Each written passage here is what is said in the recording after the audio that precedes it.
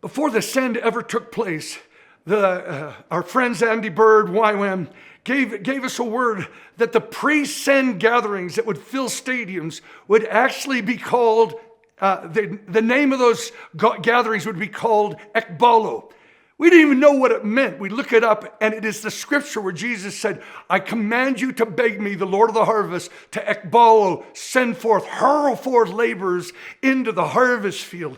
I believe it was critical before the send gatherings that we would actually pray the prayer of the Lord of the harvest, who says the send doesn't take place unless there's the prayer, Lord, hurl forth Ekballo laborers into the harvest field. I got gripped by this passage where Jesus actually is broken to pieces when he sees the lost sheep of the house of Israel. And he's moved with compassion because they're harassed and helpless like sheep without a shepherd. And he gathers his disciples and he doesn't say, oh, well, disciples, the harvest truly is plentiful, but the laborers are few. So, maybe once in a while, just say up a few shandais and pray the Lord of harvest to send forth labor. He comes out burning with passion.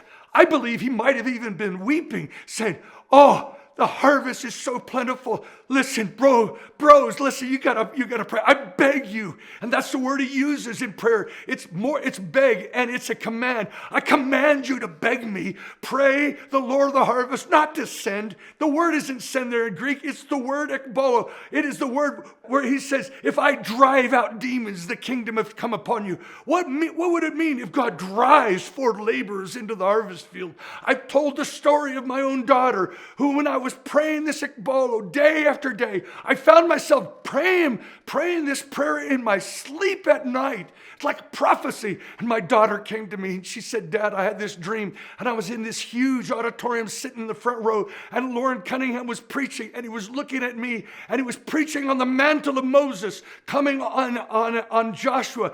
And suddenly, Dad, she said, he fell to the ground and died. And in the dream, I leapt up on the stage, began to give him CPR and saying, Lord Cunningham, you can't die yet. Your task isn't finished. You can't die yet. Your task isn't finished. Everyone knows what Lord Cunningham's task is. It's to mobilize waves of thousands and hundreds of thousands of young people to finish the task of missions.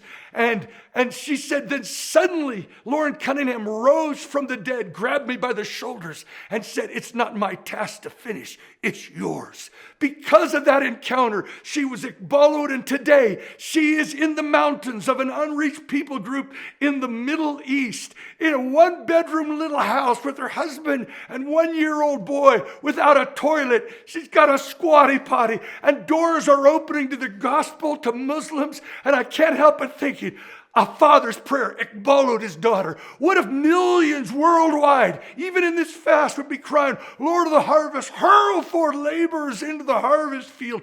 Oh, wouldn't God do this all over the globe? Listen, it was Rees Howells in that great book, Comments on Andrew Murray's word on this very verse, Matthew 9:38. And Andrew Murray said this, according to Matthew 9:38, the number of missionaries on the field is entirely dependent, say it with me, entirely dependent on someone praying those prayers. If that is true, then that prayer should be on the fiery lips of the church worldwide, day by day, until this task is finished. It's not your task to finish. It's ours. It's time. Pray the Lord of the harvest to hurl forth laborers to the lost sheep of the house of Israel, and hurl forth laborers to the last tribes. Finish the task and bring back the king.